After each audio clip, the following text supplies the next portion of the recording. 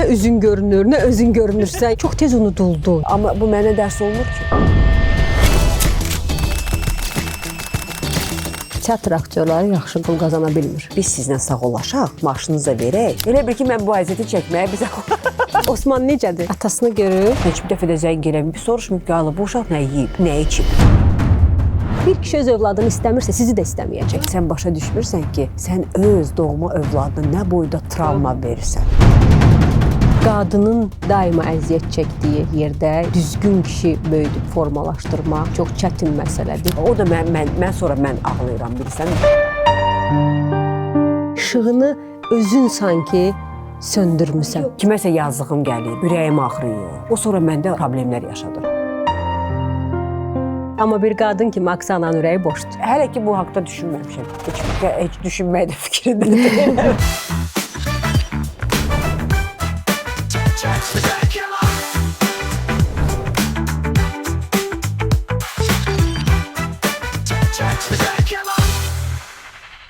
Aksana, xoş gəlmisən. Xoş gördün, Türkiyə. Axır ki, gəlib çıxdın. Axır ki, gəlib çıxdım. Sənin nə üzün görünür, nə özün görünürsən, yəni biz səni görə bilmirik. Bir danış görək nə var, nə yox. Doğrudan da efirlərdən belə deyək. Tək mən yox, amma mən də bir çox tanınmış sima dostlarımı da yəni belə izləyirəm Instagramdan. Onlar da gileylənirlər ki, çox vaxt efirlərə çıxa bilmirlər müəyyən səbəblərə görə. Məsələn, o günləri bir qonaqlıqda idik Sevda Yaxyayeva ilə. O da deyir ki, mən nə bilim 2 ilə yaxın çıxmadım efirə. Nəsə bax belə bir müddət. Amma məndə yox, məndə bir 3 ilə yaxın mən efirə çıxmıram. O da ki, efirdə idim əslində, verilişim var idi Xəzər Sili kanalında. Ana kimi verilişim. Amma o veriliş bağlayandan sonra 4 il orada çalışdım. Bağlayandan sonra elə bir ki, mən də veriliş yaparmadım.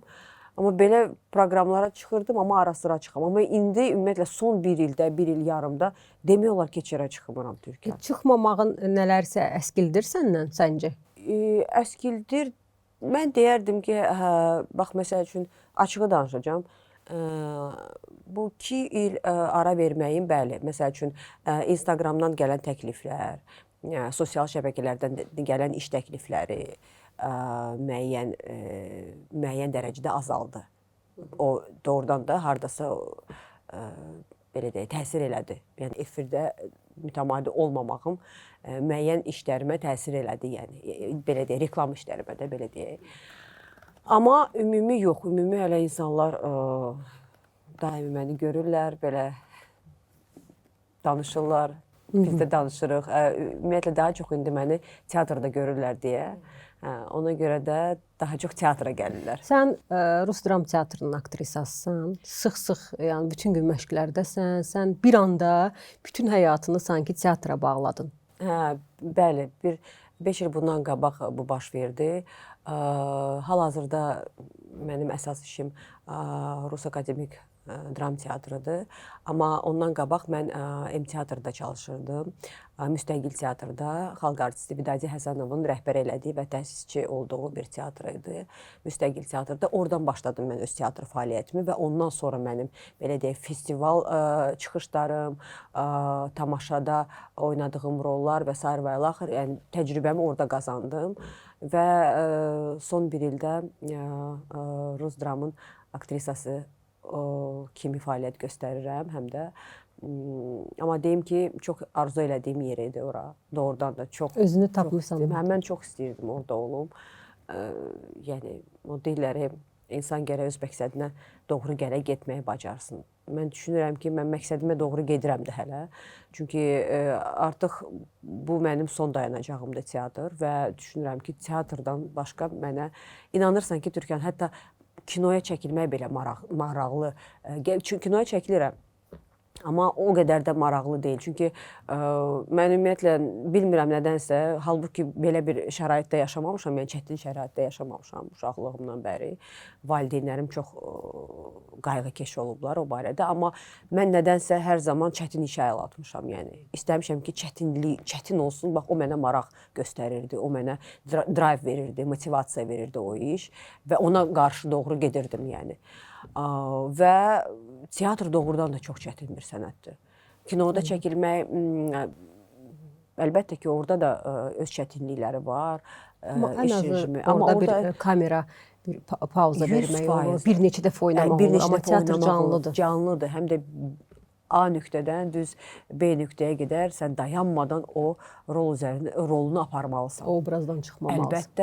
Əlbəttə. Amma kino, serial elə işdir ki, yəni stop kadrla yox, stopla, motorla, yəni sən çəkə bilirsən onu. Özünü toparlaya bilirsən, yenidən və yenidən eləyə bilirsən. Amma bu teatr yox. Bax, teatr ona görə çox çətindir. Bizdə ömür boyu belə olub ki, teatr aktrisalar, aktyorları məvacibdən həmişə şikayətləniblər ki, teatr aktyorları yaxşı pul qazana bilmir. Sən razısan bugünkü qazancdan? Doğrudan da elədir. Doğrudan da elədir. Bu ümumiyyətlə tək bizdə deyil. Məsələn, biz indi bir çox mən festivallarda olmuşam, ölkələrdə, hardakı teatr festivallarında. Mən orada o problemlərlə üzləşmişəm və görmüşəm ki, tək bizdə deyil o problem. Yəni bu keçmiş Sovet dönəmindən qalan o, yəni ölkələrində, Qazaxstanda, Özbəkistanda, hətta Rusiyanın özüdür. Yəni böyük maaş almırlar. Yoxdur teatrlarda, hətta fərqi yoxdur. Maaş var. Akademik teatrda maaş var, amma yəni məsəl üçün sən özün də bilirsən ki, kino aktyorlarıdır, yəni kinoda çəkilmək üçün qonorar və yaxud serialda çox azdır, yəni çox azdır. Bəli, Azərbaycanda azdır. Azərbaycan üçün çox azdır. Yəni Azərbaycan üçün deməzdim, çünki bəlkə də biz doğrudan da hər şey maliyyədən asılıdır. Yəni prodüserlərdə qınamaq olmur. Maliyyə azdır deyə az təklif edirlər. Amma məsələn böyük filmlərdə, böyük maliyyədə mən elə olub ki, yəni böyük maliyyəli filmlərdə böyük normal qonorar təklif ediblər. Yəni doğrudan da elə bir şey də olub. Amma yəni prodüserdən, yəni maliyyədən çox şey asılıdır. Əlbəttə ki, aktyorlara bilirsiniz, söhbət maaşda deyil. Mənə elə gəlir ki, aktyora olan dəyər, aktyora olan hörmət o daha önəmlidir, daha vacibdir. Daha yəni aktyorun özü üçün, bir sənət adamı üçün mənə elə gəlir ki, o daha önəmlidir. Bax, dəyər vermək. Mənə elə gəlir ki, hər bir aktyor ondan soruşsan ki, sən nə istəyərdin ki olsun, mənə elə gəlir ki, onlar deyərdilər ki, mənə daha çox dəyər versinlər. Bax, bu cavabım. Ən sevdiyin obraz hansıdır canlandırdı? Bütün obrazlarım sevimlidir mənim üçün. Çünki obrazı sevməsən, onu həyatı boyu natural şəkildə canlandıra bilməzsən. Yəni, yaxşı şəkildə canlandıra bilməzsən. Bu mənim düşüncəmdir. Amma ən çətin obrazım, mənim son obrazım Anna Karenina obrazı olub. 6 ayda o obrazın üzərində işləmişəm. Hətta 2 həftədir romanı oxuyan. Romanı çoxdan oxumuşdum, hələ məktəb vaxtlarında. İkinci dəfə artıq tamaşadan 6 ay öncə oxuyanda 2 həftə məni ailəm depressiyadan çıxarda bilmədi. Yəni, çox pis təsir eləmişdi. Yəni, dərk elə oxudum onu. Başa düşə bilmirdim ananı, niyə bu belə seçimləri eləyib, yəni özünü məhv eləyib. Amma sonra və çox qorxurdum ki, mən bunu başa düşməyə necə oynayacağam, yəni. Yəni, bunu gərək başa düşməlisən ki, niyə bunu eləyib. Ki, bunu heç olmasa tamaşaya da çatdırasan ki, mən buna görə eləmişəm ki, və o mənə inansın. Və mən özümdə çox böyük bir suallar var idi. Niyə bunu eləyib, niyə? Çox təhlillər apardım, çox fəlsəfi ideyalar oxudum, təhlilləri baxdım, rus filoloqların falan. Sonra rejissor mənə çox kömək elədi. Makedoniyalı rejissor George Rizevski. Biz onu onlayn şəkildə məşqlərimizi aparırdıq, amma sonra o bir ay gəldi və belə real şəkildə apardı hamımızla məşqləri. Bax, o mənə çox kömək elədi. Çox şeylərə başa düşdüm nəhayət ki, niyə bunu eləyib. Ondan sonra bax, yenə də oynamaq çox çətin idi, yəni. Çox ağır bir obrazdır. Çox ağır obrazdır. İnşallah ki, 7 iyunda mən dəvət edəcəm, gəlib sən də baxarsan və öz fikrimi deyərsən. Anna Karenina. Anna Karenina. Həyatının bəzi məqamlarını ondan uzlaşdırırsan. Həyatımın bəzi məqamları deməzdim. Mənim ustadım Vidadi müəllim Həsənov, xalq artisti, aktyor, o da pedaqoqdur, bəli, yazardır. Bax, o mənə həmişə deyirdi ki, ümumiyyətlə fərqi yoxdur, hansı bir rol olursa olsun, Anna Karenina olsun və yaxud Madame Bovary olsun və yaxud kimsə olsun və yaxud adi bir qadın olsun, hər zaman ona bir qadın kimi baxmaq lazımdır. Bax, o qadın yəni mən Anna Karenina oynayım demə. Mən bir qadın, hansı ki onun başına o problemlər gəlib. Çünki hər bir qadının elə problemlər gələ bilər. Bax, elə yanaş kino. Yəni sadəcə bir qadını oyna. Hansı ki doğrudan da o çətinliklərdən keçib. Bax, mən də çalışdım, o qadını oynadım yəni. Amma əlbəttə ki, mənə də feedbacklər gəlirdi. Bir çox xanımlar, çox maraqlıdır ki, xanımlar mənə çox yazırdı. Belə filan, siz necə, mən orada özümü tapdım, öz problemimi həll elədim. Bax, belə cavablar var idi. Bəzi məqamlar ola bilsin ki, həyatı ilə bağlı yox, amma onun belə deyək, xarakteri ilə bağlı özümə uyğunlaşdıra bilər. Amma yenə də, məsəl üçün, mən Aksana olaraq onun seçimi eləməzdim. Eləməzdim. Bəs öz həyatındakı seçimlərdən nə qədər razısan? Öz həyatımdakı seçimlərdən hal-hazırda çox razıyam. Çox razıyam, çünki seçimim artıq o Rusun sözü var bir, svet v konце tunelə da. Svet v konце tunelə, yəni tunelin sonunda olan bir işıq. Bax, o işığa çatmaq lazımdır. Mən də o işığa çatmışam, öz teatrımı tapmışam. Bu karyera tərəfindən. Amma bir ana kimi də, yəni bir qadın olaraq, mən də o işığa bir ana kimi çatmışam. Övladım var, şükürlər olsun. Allah Teala bütün balaları saxlasın, olmayanlara qismət eləsin, mən hər zaman demişəm. Mənə elə gəlir ki, bundan yaxşı şey nə ola bilər ki, yəni. Amma bir qadın üçün qadın xoşbəxtliyi heç nə ilə məncə müqayisə olunur. Əlbəttə, ana xoşbəxtliyi bir tərəfdə, iş xoşbəxtliyi bir tərəfdə və qadın xoşbəxtliyi də olmalıdır. Deməli, Çin fəlsəfəsinə uyğun, mən onu çox araşdırmışam. Qadın özündə bir çox şeyləri balanslaşdırmalıdır. Həm işi, həm şəxsi həyatını, həm analığını və s. və axırda. Hər şey yəni balansda olmalıdır. Hələ ki mənim balansım yəni bu iki tərəfdədir. Həm bir ana kimi, bir belə deyək, peşə sahibi kimi də deyim, bir aktrisa. Amma bir qadın kimi Aksananın ürəyi boşdur. Mən belə deyək də, mən bu suala cavab verməyim. Mən bu suala cavab verməyim, hə. Amma mənə elə gəlir ki, inşallah hər şey vaxtı zamanına buraxaq. Yəni, Aksana, sənin həyatın bizim gözümüzün önündə. Bəli. Biz bərabər çox şeylər yaşadıq. O internetdə də o görüntülər filan hamısı var. Amma mən indi sənə baxanda deyirəm, Aksana böyüyüb, dəyişib.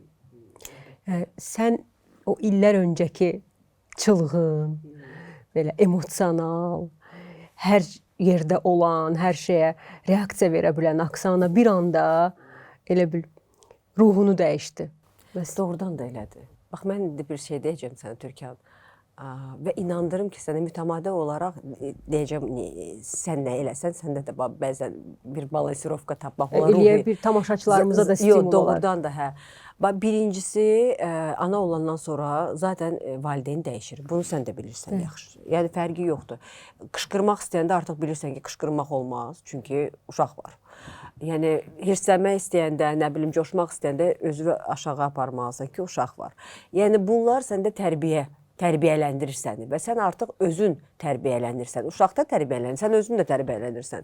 Və belə deyək də, artıq bir böyük bir adam kimi uşağa baxırsan. Yəni, başa düşürsən ki, o məsuliyyətdir və o məsuliyyəti daşımaq üçün mən filan kəs olmalıyım. Yəni, filan kimi olmalıyam. Yəni, bəzi şeylərim var ki, onları dəyişməliyəm. Yəni. Və dəyişirsən. Onu dəyişmirsən ki, mən bunu dəyişməliyəm. Yox, dəqiq. Yəni, bunu fikirləşirsən, amma bu həyat səni dəyişdirir zaten. İkincisi də ki, deyim sənə, bax, yaradıcı katarsis bir termini var da, düzdür. Aktyor, aktrisa səhnədə oynayanda o bir katarsis yaşayır. Yəni, katarsis yaşayır və o katarsis əgər ki, tamaşaçıya keçirirsə, tamaşaçı da yaşayır o katarsisi. Aktyorla bərabər. Yəni, keçirir, o hissləri keçirir. Katarsis hisslərini keçirir. Bax, o katarsis, yəni ki, elə bir ki, bir çox şeylərdən, rus dilində deyəcəm, освобождение, azad edirsən. Bir çox problemlərdən. Məsələ üçün, hər bir hansısa bir tamaşa, məsələn, bu günləri böyük bir problem var məsələn də. Fikirləşsən ki, o problemi mən necə həll edə bilərəm? Məsələn, pul problemidir. Hamının olan bir problemdir. O bizdə də olur, sizdə də olur, hamıda olur yəni məsəl üçün. Bilmirsən nə edəsən, məsəl üçün bir yerə pul ödəməlisən, amma pulun yoxdur məsəl üçün. Bir şeydə indi onun fikrini çəkirsən. Və yaxud da ki, məsələn, evdə qardaşınla dava eləmisən, onun vicdan əzabını çəkirsən, məsəl üçün.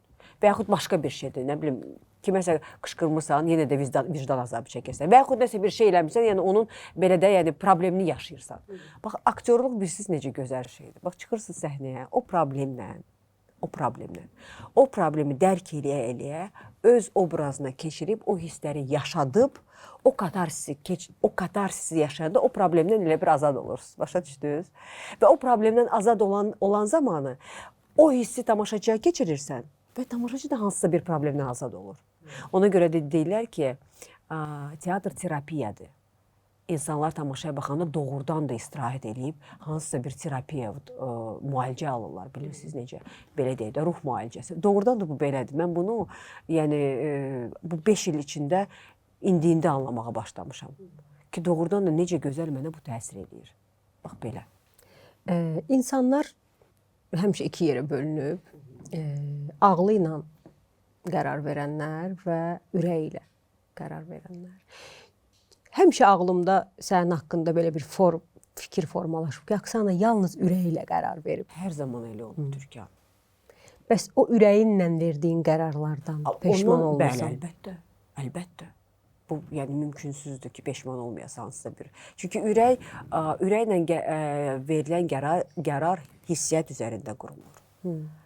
Beyinlə, ağılla verilən qərar artıq belə dərkalı, nəyisə düşünüb, biçib, ölçüb, ondan sonra bir qərardır. Bu daha doğru, daha düzgün. Hər zaman belə adamlara həsəd aparmışam, inandırım. Ağlı ilə qərar verə Ağlı ilə qərar verənlərə doğrudan da həsəd aparmışam. Mən belə adam deyiləm. Yəni mən hissiyatla qərar verirəm. Nə mənada hissiyatdır? Yəni fərqi yoxdur. Bu hətta uşaqla da belə bilirsən necə? Yəni məsəl üçün bilirəm ki, bu olmaz. Amma müəyyən şey keçəndən sonra deyirəm ki, yaxşı, ya bunu belə eləyəm, başqa cür eləyəm. Yəni yenə də ürəyim dözmür, bildiniz necə? Amma və yaxud da ki, başqa şey, fərqi yoxdur. Yəni ümumiyyətlə qərarları mən doğrudan da ürəyimlə verirəm. Bu mənə çox ziyan olur. İndi də beləsən? İndi də beləyəm. Müəyyən şeylər var ki, onu oturub düşünürəm. Məsəl üçün 2014-cü ildən Oksimedia şirkətinin prodüseriyəm də, biz seriallar, filmlər çəkirik. Bu ildə Arkanın Mədəniyyət Nazirliyinin dəstəyi ilə bir film layihəsi tenderdə utduq. Bədii sənədli film utduq. Onu da indi bu yaxınlarda avqustda həyata keçiririk çəkilişlərini. Bax, o prodüser olanda orada doğrudan da, bax, o mənim nədənsə çox maraqlıdır. Məhz prodüser olanda mən ağılla qərar verirəm. Bəli, bu ürəyinlə qərar vermək daha çox qadın tərəfinə. Qadın tərəfidir, uşaqla bağlı, həyatla bağlı, oyunla bağlı, bu ilə bağlı, fərqi yoxdur. Yəni, işlə bağlı. Amma prodüserdir, harada ki o, məsəl üçün, kağız kitab var. Orada artıq mən düşünürəm. Hətta amma elə vaxt olur ki, prodüser olaraq da mən kiməsə yazdığım gəlir, bilirsiniz necə? Kiməsə məsələn ürəyim ağrıyır. Bax, o sonra mənə problemlər yaşadır. Dəfələrlə olub ki... Mərhəmətin imkan verir. Yox, imkan vermir. Dəfələrlə olub ki, hətta işdə bir çox insanlara doğrudan da imkan vermişəm. Heç vaxt unutmaram, bir qadın gəlmişdi. Deməli, biz onu kostyumer götürmüşdü işə, seriala və gəldi və doğrudan da özü gəldi. Dedi ki, mənə çox ehtiyac var bu işə. Dedim ki, hətta onun maaşından, yəni müəyyən qədər maaşı çox elədim ki, problemini mənə dedi. Amma bunu normalda eləməməliydim, prodüser olaraq. Yəni sadəcə qadın olaraq ona mərhəmətim. Bu artıq mənfidir. Niyə görə deyəcəm. Sonra bir müddət keçdi, bir həftə falan keçdi. Gördüm ki, bu çox narahatdır və müəyyən səhvlər eləyir. Çəkdim onu qırağa, dedim ki, bax, sən səhvlər eləyirsən. Bu səhvlər, özün bilirsən də serial nə deməkdir. Bu otaqda bir geyimdəsən, sabah montajda bu otaqdan çıxdın başqa geyimdə, bu artıq böyük bir səhvdir, ləp deyirlər buna. Səhvlər eləyirsən. Bizim seriallarda çox olur. Bəli. Səhv eləyirsən, amma nəsə sən gərginsən. Qadın kimi onunla danışmağa başladın. Dedi ki, mənim oğlum Bakıdadır. O təkdir evdə. Deyirəm, oğlun neçə yaşı var? Deyir, 14-15 yaşı var. Deyirəm ki, çağır onu bura. Biz ona burada şərait quraq, o burada səninlə qalsın. Həm də ki, gəlsin, geçsin, sənə kömək eləsin. Dedi ki, ay yox, nə danışırsınız, belə elə, bu sizə əziyyət. Dedim ki, mənə əziyyət olmaz. Gəlsin, qoy sənə, tək ki, sən rahat olsan, işini rahat görəsən. Özü də yay vaxtı idi və o, yəni, uşaq məktəbə getmirdi. Gəldi doğrudan da, bax, yeməyi, içməyi, gündə 3 dəfə yeməyi, yatmağı, qalmağı, gəlməyi, yəni hara gedirdi, yəni o uşaq elə bir ki, sadəcə maaş almırdı da, amma anasının yanındaydı, belə deyək. 2 həftə sonra yenə həmən səhvlər eləməyə başladı. Yenə ona qayıtdım, dedim ki, nəsə problemi var. Dedi ki, mənim anam xəstədir. Yox, mənə anam xəstədir, orada qalıb təkdir. Dedim ki, nəsə lazımdırsa biz göndərək. Tək qadın idi, yəni bilsən mərhəmətli olmaq yox, belə ürəyim acıdı, yəni belə deyək. Müəyyən idi ki, əgər maaşımdan indi bilirəm təzə başlamış, avans varsa mən onu göndərəm. Avansını da verdi. Hətta mən o avansı sonra heç götürmədim də, yəni maaşını da verdim. Yəni müəyyən avans idi, 100-200 manat pul idi. Yəni onu dedim ki, o da bizdən bir anasına hədiyyə olsun. Sonra Türkan 3 həftə sonra o elə bir aşıbqalar eləməyə başladı ki, mən artıq gördüm ki, yox. Burada artıq peşə məsələsi. Burada peşə məsələsidir. Mən burada artıq gəldim, dedim ki, yox, gəl belə eləyək. Biz sizlə sağollaşaq, maaşınızı da verək. Siz cəmi burada 3 həftə işləmişsiniz də, amma biz belə davam eləyə bilirik. Çünki biz davam eləyə bilsək belə, bizim ümumiyyətlə montajımız yəni, tamamilə bərbad olacaq. Yəni biz heç nə montaj eləyən... Burada biz hamını risk atırıq. Əlbəttə. Yəni biz o burada tək mən deyirəm, axı 40 dənə aktyor varsa orada. Axı hamısının işi nə qədər kəsib atmaq bir adama görə biz onu niyə eləməliyik ki, bizim yəni işimizdən gedir, hamının əziyyəti var axı ortada. Dedi ki, hə düz deyirsiniz, mən nəsə şeydir belə falan və çıxdı getdi. Və çıxıb gedəndə mənə bilirsiniz nə dedi? Dedi ki, heç vaxt mən bunu yadıma saldım. Onun maaşını verdi. Dedi ki, başa düşməm, bəs 3 həftə mənim oğlum burada qalırdı. Mənə kömək edirdi, bəs onun maaş pulusu. Mən belə qaldım. Bax, onda mən başa düşdüm ki, yenə Aksana sənin bu mərhəmətin sənin başıma belə bəla gətirdi. Eləməli deyirsən. Çünki bəzən elə vaxt olur ki, işdə bax o mərhəmət qalmalıdır. Bəzən deyirlər, prodüserdir, niyə belə sərtdir, qərardır.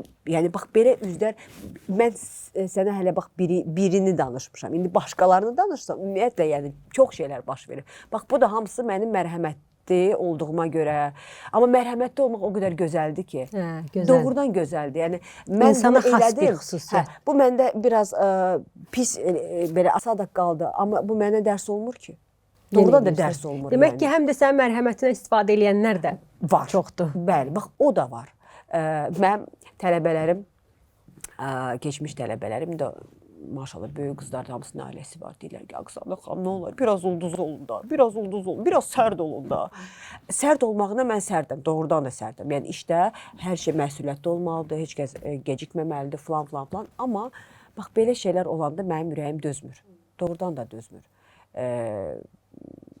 Bəzən özümə hər zaman söz verirəm ki, yəni peşəkar adamları seçkinən ki, səni bir yerdə, yarı yolda qoymasınlar. Amma bəzən elə olur ki, deyirəm ki, heç nə olmaz da, bunun təcrübəsi yoxdur, amma ehtiyacı var. O da mən sonra ağlayıram, bilirsən, sonra yəni əziyyət olur mənə, sonra mənə əziyyət olur. Elə bir ki, mən bu əziyyəti çəkməyə bizə xoşduyursan. Xoşduyuram, bilmirəm nədir. Çox gözəlsən, çox istedadlısan. Məncə sən daha böyük yerlərdə ola bilərdin. Amma nəsə sənə mane oldu. Bilirsən necə, çox yerlərdə ola bilərdim. Ulduz ol dedin, bu ağlıma gəldi ki, o işığını özün sanki söndürmüsən. Yox, bilirsən, bax, ulduz dediyin məsəl üçün də, mən, belə deyək, mən Hindistanda o yeri tutanda, bir çox adamlar mənə, ay Allah, siz cəmaat, yəni çox belə, aşağıdan yuxarı baxırdılar da mənə, yəni belə baxırdılar. Doğrudan da onu udanda məsələn. Mən doğrudan da böyük fəxrlə qayıtdım Azərbaycana, Hindistandan. Amma yəni bilirsən necədir? Çox tez unuduldu. Ya niyəsə. unuduldu da bir tərəfə. Yəni heç mən özüm də yəni çox da yəni çox da belə əslində mən ona görə deyirlər, biraz ulduz ol gəl. Sən filan yerlərdə olmusan, sən filan kəslərlə bir filmə çəkilmisən, sən filan kəslərlə bir yerdə. Bəs ona görə deyirəm ki, o işığı özün də söndürürsən. Həm də ki mən orada 5 il qaldığım müddətdə mən sonra qala bilmədim. Ola bilsin ki, mən qalsaydım orada. Bəlkə də İndi Bollywood ulduzu. Yəni zaten indi gedəndə onsuz da aeroportda mən bax bu dəqiqə getsəm Hindistana, aeroportda mənə hamı yaşıl işıqdır, yəni deyəcək ki, o Aksaxam gedin də Miss Aksanı falan. Amma indiyənə qədər unudulmamışam, belə də qalıram. Sadəcə dostlarım da hamısı yəni tanıyırlar məni. Bu allergiya məsələsi mənə imkan vermədi orada qalmağa. İqlim. Bax, iqlim məsələsi, allergiya. Mən orada allerji xəstə oldum, yəni Hindistanda. Bu günə qədər onun əziyyətini çəkirəm. Yəni Hindistandan birbaşa Türkiyəyə getdim mən. Artıq orada o hava mənə tamamilə düşmürdü. Yəni indi gedə bilərəm Hindistana. Dərmanlarım, vaksinlərim var. 1 ay, 2 ay, 3 ay qala bilərəm maksimum, amma ondan çox Həyat orada buradan çox fərqlidir. Dəhşətli dərəcədə fərqlidir. Çox fərqlidir. Yəni biz öyrəşmədiyimiz bir mühitdir. Və bizi ora yəni biz orada yaşaya bilmərik. Yox. Yaşaya bilmərik. Biz gərək orada öz balaca bir o dövlətimizi yaradaq ki, orada yaşayaq. Məsəl üçün evimiz, təmizliyimiz, hər şeyimiz özüm olsun. Necə ki mən yaratmışdım orada bu 5 il ərzində. Yəni bizə aid olur. Yəni ona görə deyirəm ki, amma bax inandırım səni Türkiyə. Keçən il məsələn Qazaxstanda mən o ən yaxşı aktrisa nominasiyasını alanda teatrda mükafat haqqında biraz geniş məlumat verər. Deyəcəm. Biz ümumiyyətlə M-teatrla bir çox festivallara gedirik, teatr festivalına. Və Yad qadının məktubu tamaşası keçən il Qazaxstanda idi, festivala getmişdik. Və orada 9 ölkədən dövlət teatr qrupları, truppaları gəlmişlər, səhnələşdirmiş tamaşaların göstərirdilər, münsiflər vardı və orada mən ən yaxşı aktrisa nominasiyasını qazandım, hətta pul da aldım. Nə qədər almışdın? $1500. $1500 pul aldım. Və bax o nailiyyət mənim üçün hal-hazırda çox dəyərlidir. O dəhşət dəyərlidir. Onun dəyərini mən o qədər hiss edirəm ki, o qədər qürur duyuram özümlə fəxr edirəm. Doğrudan da fəxr edirəm. Amma o bursu o qədər mənim belə də fəxr edici işlərim olub ki, doğrudan da. Amma yəni çox da belə fikir verməmişəm. Elə bir ki, o mənə qane eləmirdi, bildin necə? Bax o dedim o tunelin sonunda bir işıq. Bax o işığa çatmışam deyə, bax hər bir uğur mənə qane eləyir, hər bir uğur mənə həzz gətirir. Belə enjoy qalıram da, necə deyirlər, həzz alıram öz işimdən. Doğrudan da həzz alıram. Bəs ürəyində hansı obraz var ki, ona doğru gedirsən? Bunu canlandırmaq istərdim. Var, bir neçə obrazlar var. Mən ümumiyyətlə hər zaman, elə uşaqlıqda valideynləri mənə teatra öyrəşdiriblər. Hara getsəm, hansı ölkəyə getsəm, heç teatrdan işləmirdim falan. Mən birinci orada baxıram teatr afişalarına, bütün teatrlarına. Hər gün bir teatra gedirəm. Hansı ölkə olursa olsun, yəni fərqi yoxdur. Oranın mədəniyyətinə baxıram, teatra gedirəm, dincəlirəm belə. Hər zaman, bax o vaxtlardan o özümü teatr səhnəsində təsəvvür eləyən vaxtlarımdan mən hər zaman Lady Macbeth oynamaq istəmişəm. Bu mənim, belə deyək də, ən sevdiyim obrazdır. Halbuki çox hiyləgər, çox pis, çox belə... Əslində aktyor üçün mənfi obraz oynamaq çox daha çətindir. Çox çətindir. Bir də ki, o qədər içində bir çox xüsusiyyətlər var idi ki, o qadının. O qadın bir növ mənə Hürrəm Sultanı xatırladır. Hürrəm Sultandır, odur. Yəni çox qəribə həm mərhəmətdə var idi onda, həm qəddarlıqda var idi, bir çox xüsusiyyətlər var idi. Bax, o aktyoru üçün çox çətin bir şeydir, transformasiya olmaq da, yəni bunu hamısını göstərmək. Ona görə də, bax, o obraz mənim üçün çox maraqlıdır, çox çətindir. Mənim şəxsən fikrimə görə çox çətin obraz. Səhnələşdirilmi bizdə o tamaşa? Olub. Kim Bəli, oynayıb? indi hal-hazırda Rus Dram Teatrında Maqbet tamaşası gedir. Amma orada Ceyhun Dadaşov, Pantomim teatrının həm aktyoru, həm rejissoru, o qrubu orada tamaşanı. Orada deməli necə eləyib? Orada elə bir ki, Lady Macbeth bir xanım yox, elə bir ki, onun 6 xüsusiyyətini fərqli xanımlara verib. Elə bir ki, bir Lady Macbeth 6 xanım oynayır. Çox maraqlı bir belə deyək, yanaşmadır, bəli. Çox maraqlı yanaşmadır. Yəni amma daha mənə elə gəlir ki, çətin olardı bir qadın o hamısını oynasın. Bax o təsəvvür edirsiniz ki, nə qədər çətindir deyə insan onu bölüb artıq. Yəni o qədər çətindir. Doğrudan da çəkdim Lady Macbeth. Sən onun hamısını tək oynaya bilərsən. İstəyərdim. Bacararsan. Mən özümə həmişə güvənmişəm, o heç. Amma yəni mən çox istəyərdim Türkan. Hədsiz dərəcədə çox istəyərdim. İnşallah qismət olar, buradan rejissor da işləyir. İnşallah, inşallah. Çox istəyərdim. Bir də 42 yaşım var dedin. 42-dir, 43-dür. Deyəsən 43. Özün də bilmirsən. 43-dür. Amma heç bilinmir. Plastik əməliyyat filan düzündür. Yox, Türkan. Sən ki bilirsən ki, məndə bizdə elə şey, səndə nə məndə belə bir şey yox. Doğrudan da yox, olmayıb. Mən hər kəs də bilir ki, mən 42 yaşım yoxdur, bəlkə 42-də elədim. Eləməyəcəksən. Sən də çünki üz quruluşun eləməyi kimidir, yəni yumrudur. Yəni səndə ehtiyac yoxdur, heç ehtiyac da duymuram səni 42 yaşında da eləyəsən. Amma burun əməliyyatı eləmişəm mən. Mən də eləmişəm. Burun əməliyyatı mən nə vaxt eləmişəm? Bir dənə burun əməliyyatı 2012-ci ildə bir dənə burun əməliyyatı eləmişəm. Bircə dənə burun əməliyyatı eləmişəm. Yəni heç dəyişmirsən Aksan. 20 il öncə necə cavan, gözəl, arıq, incə, elə bir bu gün də eləsən maşallah. İncə, arıq deyəndə ki, yəni mütəmadi olaraq onu saxlayırıq da Türkiyə. Onu saxlamaq lazım. Çünki baxma, istər-istəməz bu vücud, bu sima bizim yəni vizit kartımızdır. Bəli, ona görə də bunu qorumaq lazımdır, yəni belə deyək. Aksan, ən böyük itkin nədir deyə soruşsam, insandan mı danışarsan, duyğudan mı danışarsan, nədən danışarsan? Ay. Ən böyük itki vaxt itkisidir. Yəni vaxt, bax vaxt. Adam doğrudan da belədir. Bax 40 yaşdan sonra belə çox maraqlı bir şey özündə belə necə deyim, yarandı məndə, belə fikirlər yaranmağa başladı ki, gedirəm 1 yaşda, 2 yaşda, 3 yaşda, ayda bundan sonra belə olacaq, bundan sonra artıq biz bu tərəfə gedirik də, yəni elə bir ki, yəni bəri tərəfə getmirik, necə, o tərəfə gedirik. Və fikirləşirsən ki, nələr gedib, nələri qazanmısan, nələri daha çox qazana bilərsən. Sonra fikirləşirsən ki, indi dünya o qədər bir, belə deyək, zamanəyə gəlib ki, zamanə, dövran elə bir dövrandır ki, vallahi indi bu dəqiqə ancaq insan öz canını fikirləşir. Öz canını, bir də öz yəni ailəsinin canını fikirləşir ki, tək ki sağlam olaq, tək ki sabaha çıxaq, tək ki hər şey yaxşı olsun.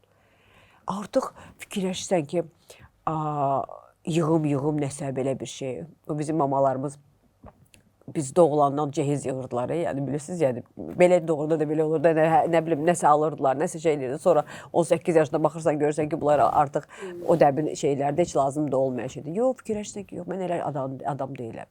Nəyisə yığım, nəyisə sonra fikirləşim, nəyisə.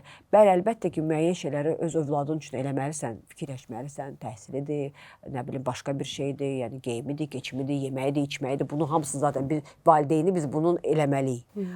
Amma fikirləşirsən ki, belə bir şey yoxdur məndə ki, çoxlu pul qazanım, məsələn, bir ev alım, atım bura, çoxlu pul qazanım, nə bilim, bir şey alım, qoyum ora. Bildiniz necə? Bax, belə şey məndə yoxdur. Heç vaxt olmayıb. Heç vaxt olmayıb ki, nəyinsə pulun arxasınca qaçan adam heç vaxt olmamışam. Heç vaxt. Yəni, mənə əsas oldu ki, Allahdan hər zaman diləyim olub ki, Allah Taala mənim övladıma, ailəmə can sağlığı versin. Və uzun ömür, uzun, sağlam ömür nəsib eləsin. Yaxşı, belə bəxtəvər, bax belə. Başqa bir şey məni, amin, Allah bütün amin qismət eləsin. Sənə bu sualı verərkən özüm də düşündüm ki, görəsən mənim üçün ən böyük itki nədir? Sən nə fikirləşirsən, nə maraqlıdır? Mənim üçün ən böyük itki inamdır. Mən bu yaşımda başa düşmüşəm ki, Mən inanmağı itirmişəm.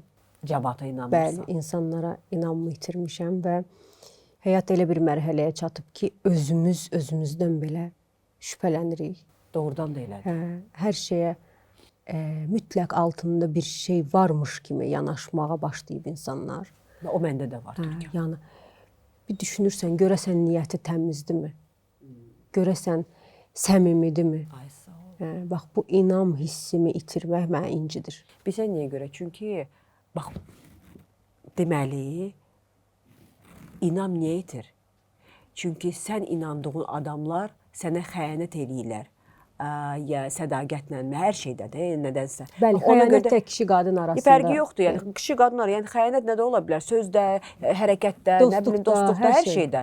Hər şeydə. Bax o inam ondan yaranır. Deməli sən də çox inanmısan insanlara. Və səndən də çox istifadə ediblər elə çıxır. Yəni sənin mərhəmətliyindən, inamından, bildin necə ola bilsin. Mən əvvəlki həyatımı illər öncəki Türkiyəni xatırlayanda özümə o qədər qəzəblənirəm ki, necə sən belə göz açıq olmusan, göz bağlı olmusan, necə bu qədər inana bilərdin insanlara, necə bir süfrənin başında səndən çörək kəsən insanlardan bunu gözləməyə bilərdin. Amma indi bax o böyük bir travmalar var, hansı ki biz artıq doğulandan sonra yaşamışıq müəyyən vaxtda. Doğrudan da məndə də elə bir adamlar var ki, yəni milyard faiz mən bilirəm ki, onlar mənə heç vaxt xəyanət eləməz. Doğrudan da yəni məni yaxşı amma yenə də fikirləşirəm ki, bəlkə eləyər. Bəlkə nəsə var. Bax o şübhə həmişə var. O şübhə həmişə var və o şübhə sənə rahatlığı tapa bilmir. Ona görə deyirsən ki, bəs deyirsən bax sən keçmisən, karyera var, o var, bəs insan olaraq, şəxsi həyat olaraq. Bax, yenə bax o şübhələr, bax o itirdiyimiz şeylər bu dəqiqə onun bəlkə də biz həm də o yanlış seçimlərin var da, sən onu gizlətmirdin. Əlbəttə, o yandı. Hamımıza, ümumiyyətlə, səhv etmək insana məxsus bir şeydir. Biz hamımız bu əslində bəlkə də bu yaxşıdır, bəlkə də bu Allahın bir lütfüdür. Mən hər zaman fatalist kimi düşünmüşəm, yəni nə mənada. Allah Taala bunu sənə yetiribsə, əlbəttə ki, seçim səndən bağlıdır. Sən bunu seçə də bilərdin, seçməyə də bilərdin. Amma seçmisənsə, deməli, əziyyətini çəkməlisən. Bu əziyyəti çəkmək, yəni normaldır. Deməli, çəkməlisən ki, növbəti əziyyətdən xilas olasan. Başqa bir şeydə, eyni bir şey, yəni hər zaman alınmırsa iş, deməli alınmır. Ehtiyac yoxdur onun üzərinə getmək. Qabaqları mən elə deyildim. O da var, məsəl üçün. Alınmır, gedirdim, məsəl üçün, yox bu alınmır, yox bu alınmır, yox bu alınmır. Amma artıq hirslə başqa bir niyyətlə gedirdim, bildiniz necə? Onda da doğrudan da bu alınmayacaq idi. Amma yaxşı niyyətlə bir işi eləyəndə, o mütləq alınacaq. Yaxşı niyyətlə gedəndə. Yəni nə mənada? Uşaqlıqdan məsələn, mən də elə adamam ki, sənə anamın bir misalı var idi, heç vaxt onu unutmaram. O deyir ki, uşaqlıqda deməli, mən oturmuşam, deməli, uşaq idim, nə bilim, neçə, bir yaşım var idi. Kitabı götürdüm, başladım belə bir-bir vərəqləri cırmağa, belə cırırdım belə. Mamam dedi ki, olmaz kitabı cırmaq. Yəni, götürdü, qoydu yerinə kitabı. Getdim, deyir, mətbəxə gələndən sonra gördüm ki, kitabdan deyir, əlamət qalmır. Hamısı belə xırda, hamısını o qədər tez-tez cırmısan ki, mən gələnə qədər, yəni. Belə bir. Deyir ki, yəni, mamam deyir ki, yəni sən doğrudan da elə bil ki, başqalarının yox deməyi məndə hansısa bir motivasiya verir. O da var. Bilmirəm, səndə var o, yoxsa yoxdur, məndə o var. Məsəl üçün, amma o rəqiblik bəzən yaxşı olur, rəqabət. Bəzən pis olur. Bəlkə o hirsinlə gedəndə nəyisə əldə eləmək, o heç vaxt sənə əldə olunmur. Amma sidq ürəklə məncə hirslə də çox şey əldə etmək olur. Əldə etmək olur, amma o qalırmı sonra əldə? Bax, o söhbət var. Sonra artıq ona peşman olarsan, düşünərsənmi, bu mənə lazım idimi, buna dəyərdimi, o artıq ayrı məsələdir. Amma hirslə çox böyük nailiyyətlər əldə edən insanlar var. Düzdür. Oksana, Osman necədir? Osman da maşallah böyüyür, 2-ci sinifi bitirir. Belə, məktəbə getmək istəmir. 7-8 yaş arasındadır. Bəli, 8 yaşı olacaq avqustda. İnşallah. Nələri öyrədirsən ona? Osmana nələri öyrədirəm? Dürüst olmağı öyrədirəm birinci ilk növbədə. Çünki özüm o yanında yalan danışmıram. Hardasa yalanımı tutanda deyirəm ki, mən zarafat eləmişəm. Yəni zarafatı yalan kimi qəbul eləmir. Bir də məncə oğul anası olmaq ekstra bir tələbdir bizim cəmiyyətdə. Çünki qadının daima əziyyət çəkdiyi bir yerdə düzgün kişi böyüdüb formalaşdırmaq çox çətin məsələdir və mən çox istəyərəm ki, biz ana olaraq oğul övladlarımıza qadına necə yanaşmaq lazım olduğunu öyrədə bilək. Ən birinci, baxmayaraq ki, indi evdə, məsəl üçün, ev artıq free zondur da Osman üçün. İstəyir gəlsin başıma, istəyir gəlsin otursun burada. Yəni mən ona o barədə eləyirəm. Çünki mən bilirəm ki, biz sabah çıxanda o mənə qapını açacaq. Birinci liftdə əlini tutacaq ki, mən girim. Yəni bax belə şeyləri bilirəm. Və yaxud da ki, mənə pis söz deməz, qışqırmaz, heç vaxt yəni hörmətini ümumi cəmiyyətdə o bilir ki, necə lazımdır özünə aparır. Amma biz ikimiz olanda onun üçün azadlıqdır. Atasını görür. Osman, Əlbəttə. Səndən öncə atası qonaq idi. O da çox gözəl fikirlər səsləndirdi ki, siz paralel Osmanı çox gözəl tərbiyə edə bilirsiniz. Bəli, əlbəttə ki, görür. Hər gün görməsə də, amma yəni həftədə bir neçə dəfə görür və atası ilə şəhərə çıxırlar, gəzintiyə gedirlər, evində olur. Yəni bax belə mütəmadi, yəni atası ilə mütəmadi yox, demək olar ki, hər gündə olmasa, yəni deyim də, yəni həftədə bir, iki dəfə, üç dəfə yəni görüşürlər. Bunu niyə soruşdum? Bu əslində çox düzgün mesajda dağılmış ailələrdə əgər mənim şəxsi fikrimdə ola bilər ki, kimsə mənlə razılaşmasın, amma bu həmişə öz təsdiqini tapıb mənim gördüklərim arasında. Bir dağılmış ailədə ata övladını hər hansısa bir səbəbdən görməyə imtina edirsə, demək o atada ciddi problem var. Çünki bu həyatda heç nə sənin övladından artıq ola bilməz. 100%. Amma mən sən başqa şey deyim, Türkan. Daha çox mən burada təqsiri görürəm qadında.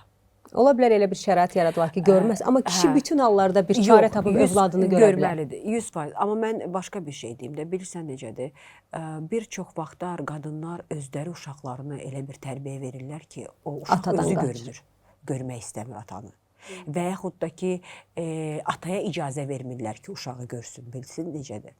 Düşünürəm ki, bu hər bir problem ola bilər ər və arvad arasında. Fərqi yoxdur. Boşana da bilərlər, düşmən belə ola bilərlər. Amma qadının insan olaraq haqqı yoxdur ki, uşağını məhrum etsin ata sevgisindən. Çünki o gör nə qədər öz egosunun düşüncəsindədir ki, mənim hikkəm qlavlıdır burada, mənim hikkəm vacibdir burada. Mən belə istəyirəm, amma sən başa düşmürsən ki, sən öz doğma övladına nə boyda travma verirsən. Sən bunu heç vaxt başa düşə bilməzsən. Deməli, sən burada öz hikkəni daha çox sevirsən, nəinki evladını. Egon daha böyükdür. Əlbəttə. Sənin egon ola bilər, arandadır.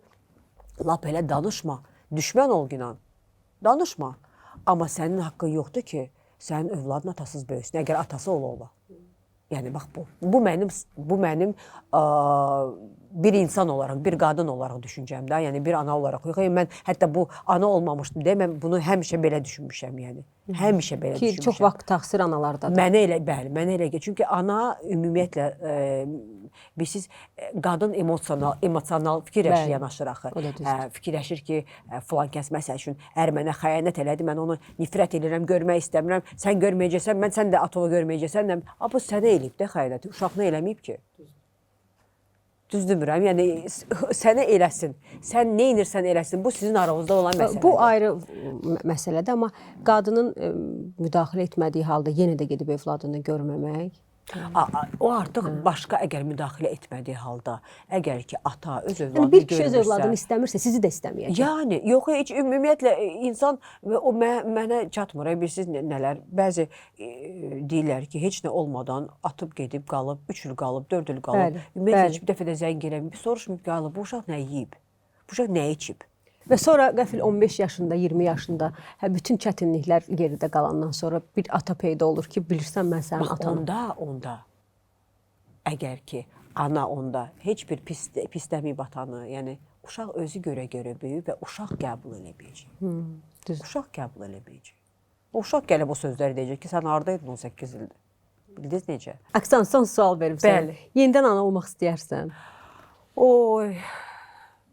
Türkan, bu çox çətin sualdır, doğrudan da. Bilmirəm.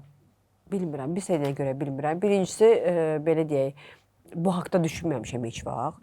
İkincisi də ki, doğrudan da indi bu dəqiqə dünya dövranı çox çətindir. Mən çox qorxuram bəzi Bu şeylərdən. acımasız dünyaya daha Çox bir övlad qorxuram, gətirmək hə. istəmirsən. Ola bilsin ki, yəni belə yəni hələ ki bu haqda düşünməmişəm. Heç düşünməyə də fikrində deyiləm. Aydındır. Bu yox cavabıdır mənim üçün. Oksana, çox təşəkkür edirəm sənə. Bu yoğun qrafiklə vaxt eləyib gəldin. Çox Heç ara sağ ol. çıxmadığın. Təşəkkür edirəm. Bura gəldiyin üçün də ayrıca təşəkkür Çox edirəm sağ ol, sənə. Türkan, Çox var sağ ol. olasın. Var ol. Mən sənə fəaliyyətində uğurlar arzulayıram və mütləq tamaşana gələcəm. Amin inşallah. Mən də sənə uğurlar arzu bütün bu komandaya uğurlar arzu edirəm. İnşallah davamlı olsun, xeyirli olsun. Allah Taala da ki bizi, övladlarımızı qorusun. Bir şey də var, onu da mütləq deyəcəm. Bir məşhur uşaq psixoloqu deyirdi ki, uşağa iki şey vacibdir. Biri, deməli, ona valideynin verdiyi təhsil, yəni ki, ali təhsil. İkincisi isə valideynin sağlamlığı. Valideyn sağlam olmalıdır ki, bu yazıq uşağa baxsın. Ona görə də, amma mən üçüncüsü də deyim ki, Allah Taala elə bizim uşaqlarımızı da özümüzə də sağlamlıq Amin. bəxş eləsin. Amin. Çox sağ olun. Təşəkkür edirəm. Təşəkkür Çox sağ ol. Sağ olun. Gələn görüşlərə dək. Spectacular.